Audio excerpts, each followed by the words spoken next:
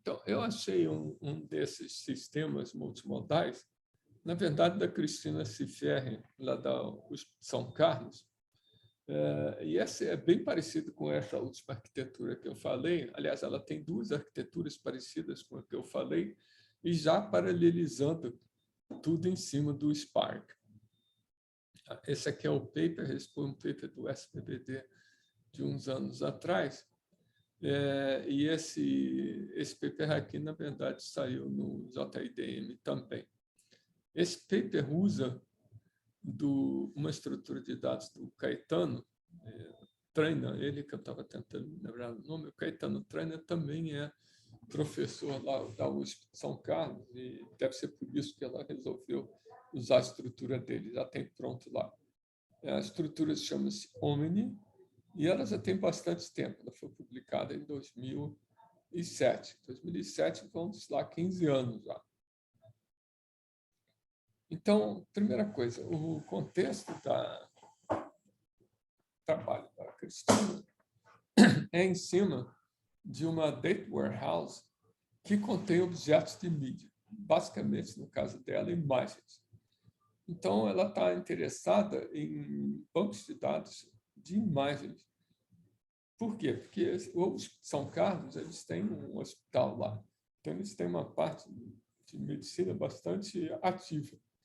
Então, eles usam, para exemplos desses processamentos de objetos de mídia, imagens de raio-x, no caso, tomografia, coisa assim, né? Então, é bastante, para quem conhece a história deles, é bastante óbvio que eles vão trabalhar com imagens, né?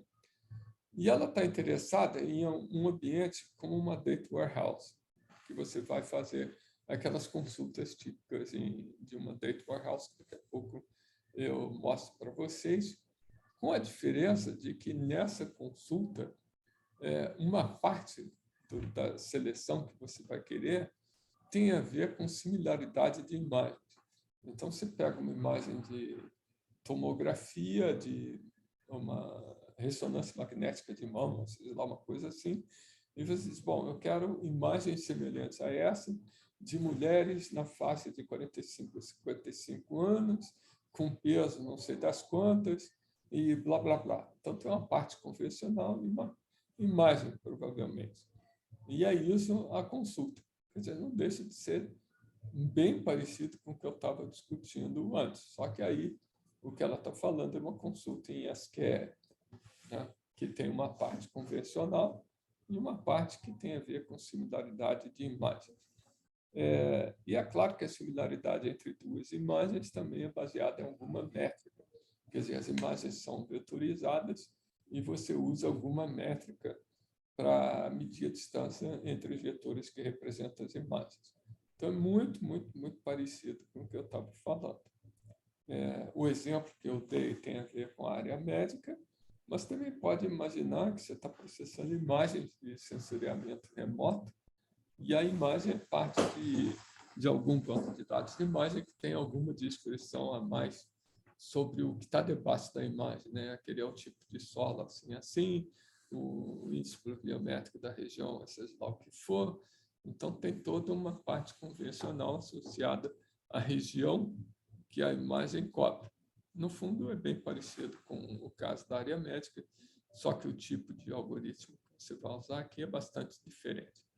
Então, no fundo, esse paper aqui é muito parecido com o que eu estava conversando, ainda por cima, usando Spark, ou seja, uma arquitetura distribuída.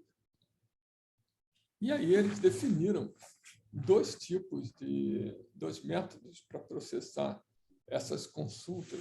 Que consultas são essas? Eles chamam de star join. O star join, deixa eu ver aqui. Isso aqui é um esquema conceitual de uma DW, onde você tem a fact table e as tabelinhas que dão os detalhes da fact table, né? Então, isso aqui fala de exame envolve paciente, aí tem toda a informação do paciente. O exame em si tem uma descrição, o exame tem imagens, então aqui esses três tabelas representam as imagens, que daqui a pouco eu vou ver isso com mais detalhe, e o Star Query seria uma consulta que te devolveria linhas dessa tabela, da fact table, e joins com outras tabelas que estão em volta. Então, eu posso querer pacientes com mais de 40 anos, seria um join dessa fact table com essa tabela de pacientes. E eu quero exames de tomografia com essa característica aqui, então envolveria juntar a keyword de exame, essa keyword aqui, com o detalhe do exame que está aqui. Então, isso aqui é uma fact table, isso aqui são foreign keys, e isso aqui são os detalhes associados a esses objetos aqui. Então, o Star Query começa por aqui, faz joint com essas tabelas em volta. Star no sentido de estrela, né? Que você pega o centro e irradia para a periferia, para as tabelas da periferia. Então, não é qualquer consulta que ela está preocupada, ela está preocupada com esse tipo de consulta, que é chamada de Star Join. Né?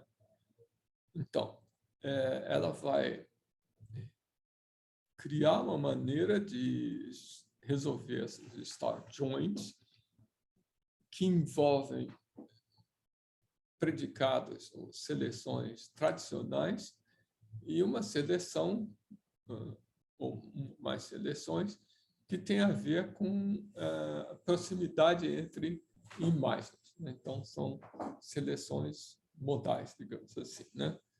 E ela vai usar uma estrutura de dados, o paper usa uma estrutura de dados baseado no que o Caetano Trainand publicou naquele paper lá de 2007. E isso tudo vai ser implementado em cima do Spark. Essa primeira solução é quase a mesma coisa do que a primeira arquitetura que eu mostrei para vocês, que você faz o match e depois a parte convencional de juntar, de processar. Só que lá no que eu mostrei para você antes, a parte convencional era processar a consulta por palavra-chave. Aqui, no caso dela, a parte convencional seria processar esse Star Join Operation. Essa outra arquitetura daqui é bem parecida com a segunda arquitetura que eu mostrei para vocês, no seguinte sentido. Como a questão de você computar a distância entre imagens é bastante cara, você deixa isso para o final. Então, tem uma diferença significativa entre essa segunda arquitetura e o que eu falei, porque ela é como se fosse uma mistura da primeira e a segunda arquiteturas que eu mostrei para vocês. Essa PR Omni Image CF, eu só consigo imaginar CF sendo Cristina CFR. Eu não tenho a menor ideia por que esse CF existe aqui. Bom, então são duas arquiteturas que ela propõe para resolver essas Star Join Operations, que são bastante semelhantes ao que eu estava discutindo com vocês antes daí eu ter singularizado esse paper para entrar em mais detalhe. Bom, agora vamos entrar um pouco mais em detalhes sobre o paper.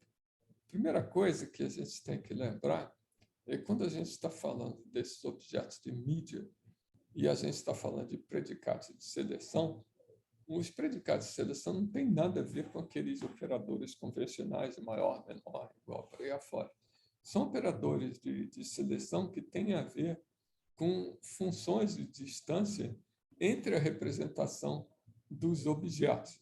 Aqui nesse paper ele chama de feature vectors, mas são os vetorizinhos que eu estava falando antes. Então, o problema é isso aqui. O problema é que a gente parte da seleção tem a ver com funções que não são nada fáceis de computar em cima de vetorizinhos. E aí, as consultas que eu vou processar em cima desses objetos complexos aqui são consultas por proximidade. Quer dizer, você me dá um bando de objetos, dá uma função de distância, a distância máxima que eu quero entre o vetor que representa a consulta e algum vetor de resposta, e eu quero todo mundo, todos os objetos do conjunto, tal que a distância entre esse objeto e a representação da consulta seja menor do que um determinado valor. Então, essa consulta daqui é que é a confusão que aquela estrutura de dados Omni tenta resolver. Então, isso aqui é igualzinho o que a gente teria se tivesse processando aquelas nossas keywords com mídia, né, em cima de onde a mídia é a imagem. Assim, um slide só, eu ia entrar em mais de 2 slides. Eu ia entrar em tanto mais detalhe acerca desse método de acesso do trainer, mas eu acho que o Product Quantization é uma estrutura de dados melhor do que essa do trainer, e ela é bem mais nova. Quer dizer, é mais nova. Então, qual é a ideia do trainer? É realmente parecido com o Product Quantization no seguinte sentido. Você pega o teu dataset inteiro e escolhe, por uma maneira que não é nada muito simples no Omni, um certo conjunto menor, um conjunto pequeno de elementos, que ele chama de focos. Foco é plural de foco. Então, esses objetos que ele está escolhendo, por uma técnica com nome estranho, são o que ele chama de focos. Eles, na verdade, são como se fosse um centroide de clusters do dataset. No Product Quantization é exatamente isso. Você pega o dataset, clusteriza ele e pega cada clustroide ou centroide como representando todos os objetos que estão naquele cluster.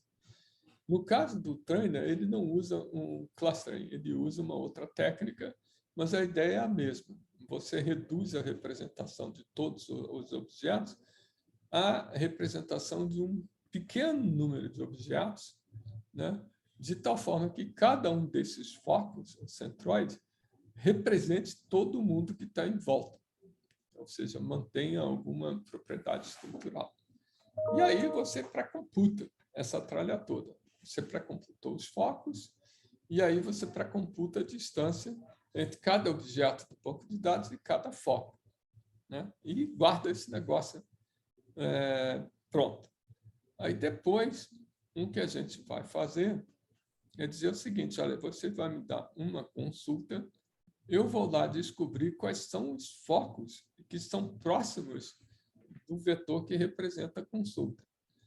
E só os objetos do banco de dados que estiverem próximos desses focos é que eu vou me preocupar.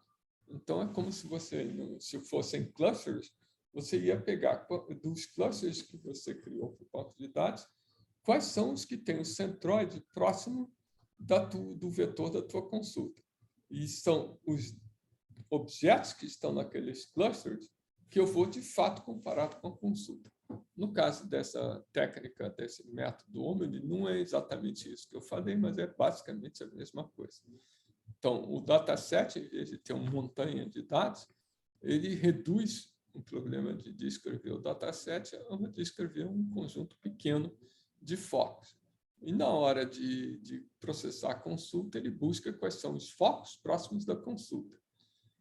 Esses eu seleciono e trago os objetos que são próximos desses focos. São esses objetos que aí eu comparo com a consulta. Essa comparação com a consulta é o passo de refinamento. Então, isso aqui é como se fosse um método de acesso em 2 etapas. A primeira etapa vai lá buscar no banco de dados tudo que é próximo da consulta, usando como intermediário os focos. Traz esse povo todo para a memória e aí realmente computa as instâncias e vê quem é que de fato serve para a resposta. Isso é muito parecido também com os métodos de acesso espaciais, as árvores R ou as grid files. A ideia é basicamente a mesma. O pulo do gato dessa estrutura do trainer é, primeiro, como você computa quem são os focos, né? E segundo, como é que você processa esse passo de refinamento aqui. Então, aqui tem uma figurinha que é um pouco mais confusa, mas dá mais ou menos para entender. Imagina que a consulta está... Se você tem uma consulta em um raio, você quer extrair são todos os objetos que estão próximos da consulta, ou seja, a distância RQ do vetor que representa a consulta, que é o SQ. Tá? Isso aqui exigiria você pesquisar todos os objetos para realmente computar quem está dentro desse círculo aqui. Se eu pegar a consulta e descobrir um foco que está próximo da consulta, eu posso, em vez de pesquisar todos os objetos do banco de dados, eu só procuro os objetos que estão à distância de S ao foco, menos o raio, que dá esse raio aqui. E a distância de S ao foco, mais o raio, que dá essa distância. Então, em vez de pegar todos os datasets, todos os objetos do banco de dados, eu pego só esses que estão dentro dessa faixa aqui. Se eu tiver dois focos, esse foco e esse foco próximos da consulta, eu faço a mesma coisa. Só que vou pegar essa faixa daqui e essa faixa daqui. Os objetos têm que estar simultaneamente nas duas faixas, ou seja, eles têm que estar nesta interseção aqui. Se eu conseguir 3 focos, é a mesma coisa, é nessa faixa aqui tracejada e nessa faixa pontilhada. Então, os objetos que me interessam estariam nessa regiãozinha aqui. Tá? Então, no fundo, o que os focos ajudam eu computo a distância da consulta, do vetor que representa a consulta, até o foco, e descubro essa faixa. E faço isso para tantos focos quanto eu tiver capacidade de processar. Né? Bom, o diabo é você, obviamente, computar quem está dentro de uma região assim estranha. Então, o paper do Trainer passa boa parte do tempo discutindo como você consegue computar isso daqui. Mas como isso aqui é um paper antigo, a gente deixa ele quietinho lá e não vamos entrar em detalhe. O que é legal é a gente olhar para a implementação que a Cristina fez. Ela usa como exemplo essa DW aqui.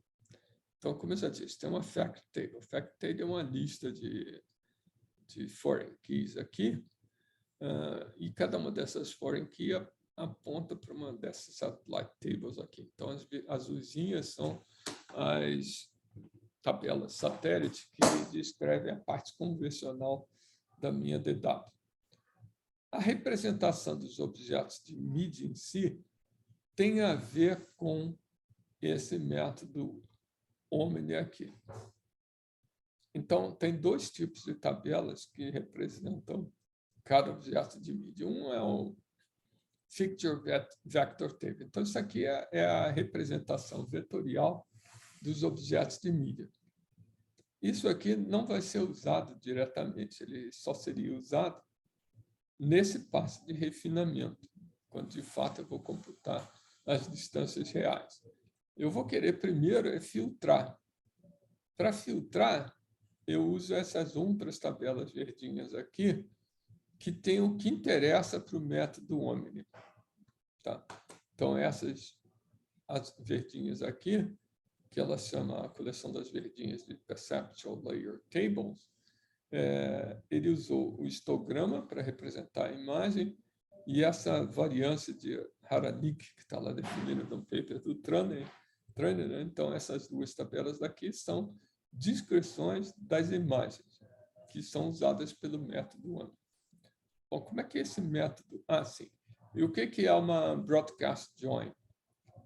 Ela usa um método de join, já que a gente está falando de Spark, que é feito da seguinte forma. Esse aqui é um método convencional. O que é um broadcast join? Você vai fazer seleção em cima dessas tabelas satélites e dos objetos que são selecionados, você aí vai tentar fazer a junção deles com a fact table. Então, é seleção seguida de junção. Só que aí essa seleção pode ser feita em paralelo. Você podia ter cada objeto desses, cada tabelinha daquelas satélites em separado, ou pode ser tudo dentro do mesmo banco de dados. Aí você vai criar uma tabela intermediária aqui, que é a tabela de todos os objetos que passaram por esses filtros convencionais. Então, isso aqui, esse conv123, é uma representação de todas as candidatos à resposta da minha consulta, mas elas não são resposta. Eu tenho ainda que juntar isso daqui, juntar o que veio daqui, com a fact table.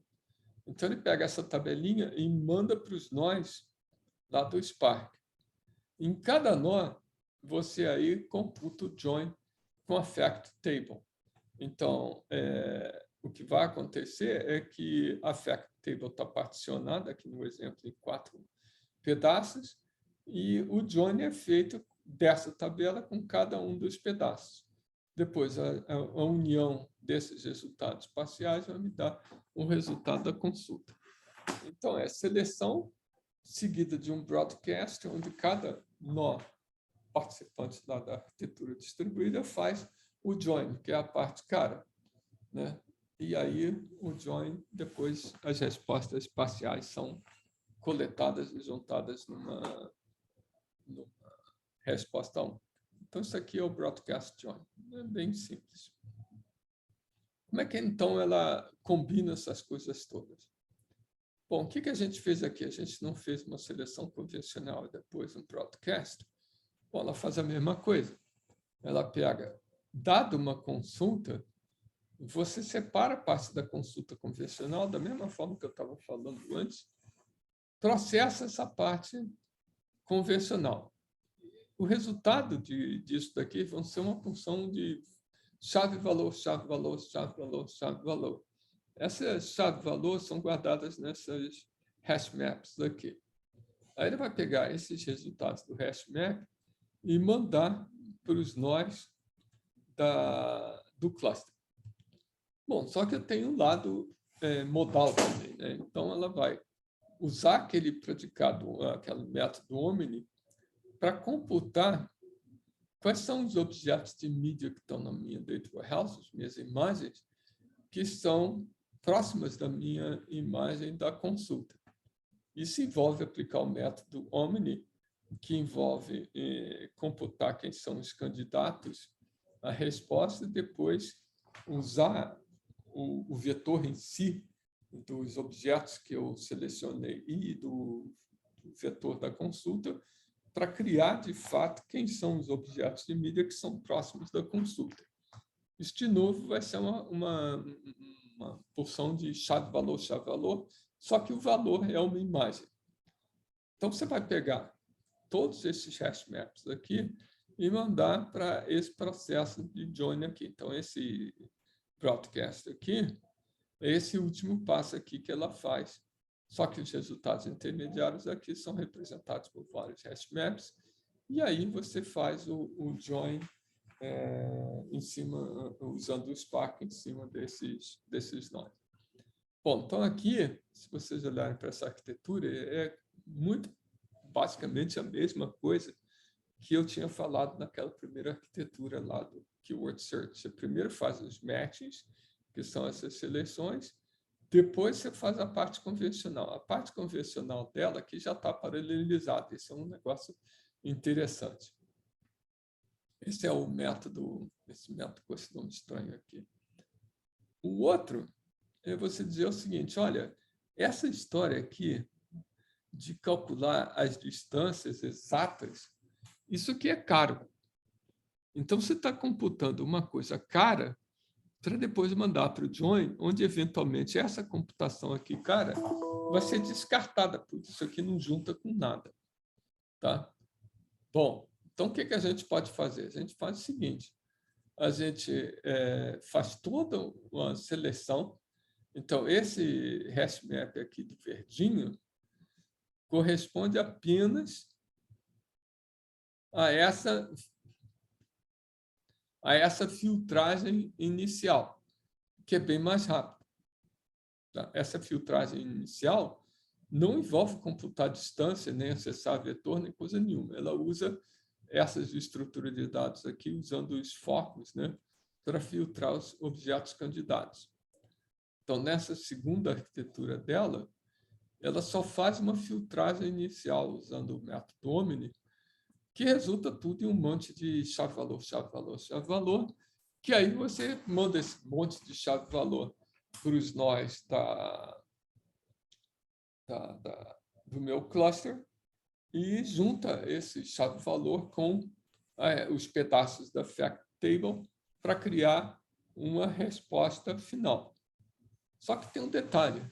Isso que é criado aqui pelos nós do cluster não é a resposta final ainda, porque o passo verdinho aqui é apenas uma filtragem inicial.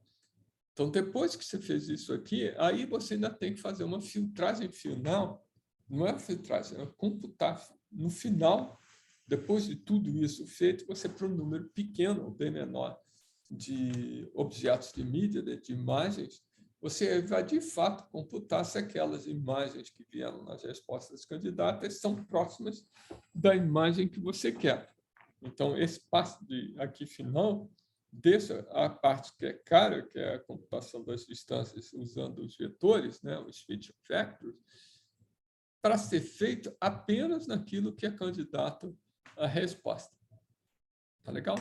Então, isso aqui é semelhante à segunda arquitetura que eu falei com vocês, só que já está paralelizado e deixa esse passo final realmente para ser feito só com quem passou no crivo inicial. Só que ela tem uma filtragem aqui também dos objetos de mídia, que na minha arquitetura não tinha, mas bem que poderia. Né? Nota que isso aqui é uma combinação dessa arquitetura, só que eu peguei essa parte cara e deixei para o final. Isso faz sentido. Tá? Aí tem aí uma opção de testes, onde ela toma como baseline você fazer o start join direto, sem filtragem nenhuma. Né? Então, o start join vai acabar sendo caro, porque ele vai processar tudo quanto é imagem para computar essas distâncias. Né? O start join não vai usar nesse filtro, então ele vai depender de computar essas distâncias, que são caras, e, portanto, ele vai acabar sendo bem mais caro, exceto em algumas consultas aqui, ele vai ser bem mais caro do que esse método que você faz a filtragem antes. Né? Então, as coisas parecem que funcionam. Né? Então, em resumo, o que esse paper fez é muito parecido com o que eu estava discutindo, só que é num contexto de DW. Então, o foco da consulta, ou, desculpa, o tipo de consulta que é necessário processar é aquela consulta que pega o fact table e junta com as tabelas satélite para criar a resposta. E essas tabelas satélites, elas sofrem um processo de filtragem antes de você fazer o join, que é caro. Na primeira arquitetura, o processo de filtragem dos objetos de mídia, das imagens, é completo, inclui a computação das distâncias reais. Na segunda arquitetura, não. Você faz filtragem e aqui você sai com os candidatos a imagens semelhantes e só depois de fazer o join, ou seja, filtrar mais ainda de uma forma convencional os resultados, é que você faz a parte cara, que é computar distâncias em cima de vetores. Então, esse troço aqui parece que funciona. A única coisa que eu não gostei muito é usar o Omni. Isso aqui, esse processo de criar a interseção desses anéis aqui, esse aqui é um processo complicado. A estrutura de dados é bastante complicada. Então, eu fui atrás digamos, a gente pode manter essa arquitetura do jeito que está aqui ou do jeito que está aqui, e, em vez de fazer essa parte verdinha e a vermelhinha usando o Omni, a gente faz isso aqui de outra forma. Então, uma outra forma seria usar o tal do Product Quantization, que é a apresentação que eu preparei, que eu não gostei, que a apresentação está meio confusa, porque eu usei dois papers que são, na verdade, tentativas de explicar o que é Product Quantization, mas deixa muita coisa em aberto. Eu vou acabar refazendo a apresentação dando o paper original deles, que é esse paper aqui. Agora, por que essa história do Product Quantization é interessante a gente ver do que se trata? Bom, primeiro, a gente tem que se preocupar em criar alguma estrutura de dados para fazer isso daqui. seja nesse contexto aqui, seja nesse onde a gente só faz a filtragem, eu preciso de uma estrutura de dados específica para tratar imagens. Aqui a gente sabe como é que faz, usa B-trees, usa qualquer um daqueles métodos de acesso que já estão prontos dentro do banco de dados. Isso aqui é uma confusão à parte, então a gente tem que saber fazer isso, seja no contexto desse DW aqui que eles estão tratando, seja no contexto das consultas por palavras-chave multimodais. Tá? E esse próprio quantization, na verdade, está implementado nessa biblioteca, que supostamente é uma biblioteca que eles dizem que é popular, criada lá pelo povo do Facebook. Né? Essa biblioteca está aqui nessa referência. O paper original é esse. Como isso me parece ser uma coisa importante, eu prefiro deixar para um outro dia, fazer uma apresentação específica do Product Quantization e, se não ficar muito longo, eu faço do Omni também. Porque sem essas estruturas de dados, a gente acaba não tendo como implementar essas coisas multimídia. Essas coisas multimídia sempre dependem de duas coisas. Uma é transformar em vetor, que a gente vive discutindo isso, né? Aqueles transformers, aquelas coisas todas são transformar os nossos objetos em vetores. Ah, legal. Mas eu tenho que processar esses vetores de alguma forma. Esse processar os vetores de alguma forma, que é executar essas consultas por proximidade, é um problema não trivial. Né? Então, é bom a gente se preocupar com esses métodos de acesso como esse daqui.